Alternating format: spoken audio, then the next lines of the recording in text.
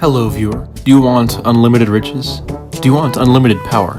Imagine thousands of people bowing at your feet, shouting out your name, an entire country ready to do anything at your command. Millions of people whose only desire is to please you. If you want these things, you should become a dictator, and today I'm going to teach you how to become one. There are many steps you will have to take to become a dictator, and in this video, I'll be going over all of them. But first, this is not legal advice on how to become a dictator. Jail history is not responsible for anything that happens to you while you try to become a dictator. Becoming a dictator can lead to nausea, heartburn, loneliness, depression, federal prison, and even death. With that said, let's get on with the video. Step 1. Know your country. The steps to becoming a dictator are determined a lot by which country you're trying to take over. It would be almost impossible to take over a country like China because of the strong authoritarian government with their unlimited resources, the fact that you would have to get over 1 billion people to support you as a dictator, and the fact that once you become ruler, no one would support you.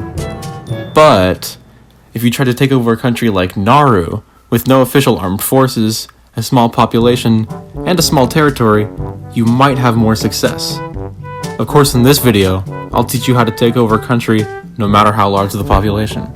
Step 2. Choose an ideology. Communism, fascism, liberalism. You need to choose a radical political ideology that millions of people will become passionate over. If you can convince the population of a country that all of their problems will become magically solved by you and your ideology, then you are well on your way to becoming a dictator. Vladimir Lenin is a good example of this. During World War I, the Axis powers sent him to Russia to start a revolution because they knew that his communist anti-Tsarist ideas would allow him to take over Russia and make them leave the war. Who knows, maybe you'll take over Russia someday. Never mind. Step 3. Join your government. It may seem counterintuitive to you that you should join the government you're trying to destroy, but if you want to take over a country, you should already be in a position of power in that government. For example, before Maximilien Robespierre became the leader of the French revolutionaries, he had already been elected to the Estates General, which was the French legislature. Before Hitler became, Hitler, he was an officer in the Berlin police department. Juan Peron, who would lead Argentina, was a military general. So run for office, join the military, or maybe get a job at your local parks department. Step 4. The people. If you want to become a dictator, you have to become adored by the people of your country. Start making public appearances and trying to gain fame. Take every opportunity you can to be on the TV and on the radio. Be charitable when people are watching. Give to the poor. Make donations to good causes. Give people free iPhones. Anything you can to win the hearts of the people. The one person who was a master of this was the original dictator himself, Julius Caesar. After conquests, he would parade through the streets and give riches to everybody as he rode by. He became famous and loved, and if you do this, you will too. Step 5. Be patient. Now, this is the annoying part of becoming a dictator. Waiting. You have to wait for a national crisis to happen in your country. The word dictator literally means a temporary magistrate who is granted extraordinary powers in order to deal with state crises. During crises, people are always desperate. They want someone to fix their problem. They need someone like you to swoop in and fix the crisis. Almost every dictator in history has come to power during a crisis, and you are no exception. Wait for a war, a virus, a depression, a famine. In the end, your patience will be worth it. Step 6. Gather. You're already very popular with the people of your country, so you should start gathering them together as your supporters. It can't be that hard. All you have to do is share your ideology with them. Tell the people that you are the only solution to the crisis that is ruining your country. Remind them how good of a leader you are, and make wild promises about how prosperous they will be under your rule. Soon, thousands of people will be parading in the streets cheering your name. Step 7. Strike. It's time to strike. The people want a new government. They want you to be their leader. So grant them that gift. After gathering all of your supporters, lead them to the capital city of your country. Position them outside the building where your current king or president resides. Then, raid the place. Your thousands of armed supporters should be enough to overwhelm the Secret Service or Royal Guard of your current head of state. In addition to that, Make sure your supporters are taking over other government buildings across the country. You'll also need the military on your side, but for that, just use the tactics I mentioned before and make sure to promise them money. Now that you've taken over, you must address the people of your nation. Speak to them on TV, give a big speech about how the dark days of the old ruler is over and how a new era has begun. Step 8. The news. The news and media that your country distributes could either help you or hurt you. It's very important that you take control of the broadcasting companies in your country. Remember, everyone watches TV.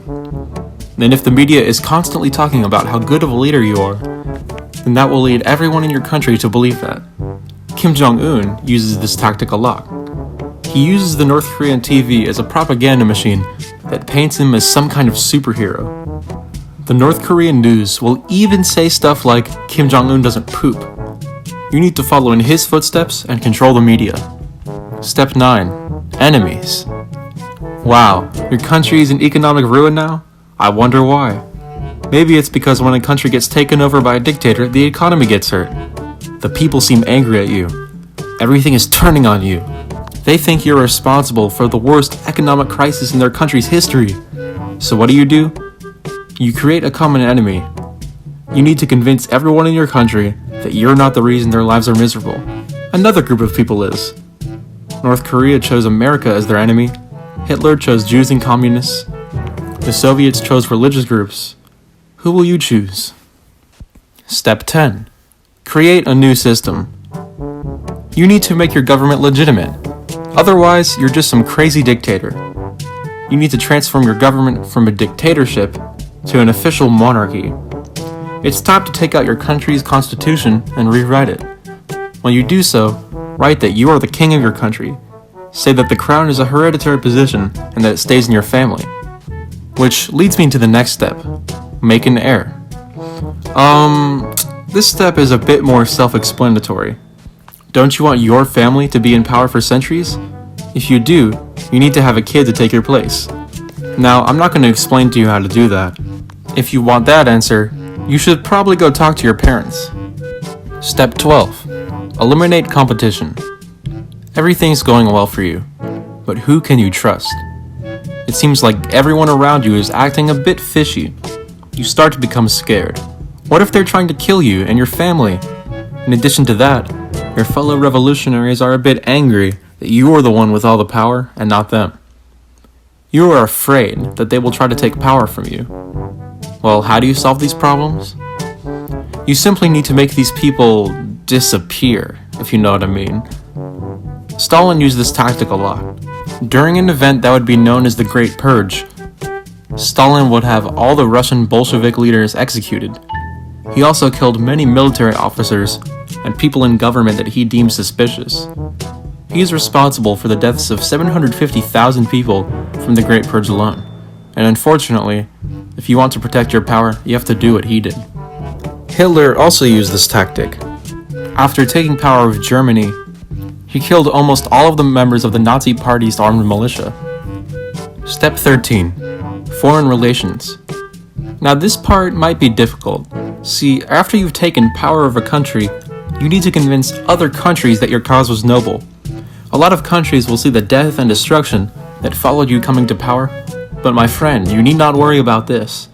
If you can make money for other countries, they will definitely support you as dictator. The United States has been responsible for this across the world many times. The US will support the dictator of a country just to get resources like oil. In 1954, the US installed their own dictator in Guatemala to stop the spread of communism and to take control of the banana market. Support big countries, give them resources, and you should be successful. Step 14. The final step. Enjoy. Congratulations! You officially took over a country and are now dictator. Awesome. You are insanely rich now, and your kids will have a good life thanks to you. It's time to sit back and enjoy your wealth. Buy a private island, go to the beach, do whatever you want. I hope for your sake that no one takes power away from you someday, because someone will definitely try to. Thanks for watching. I hope you enjoyed this video. If you did, please share it and subscribe to my channel. And have a great day.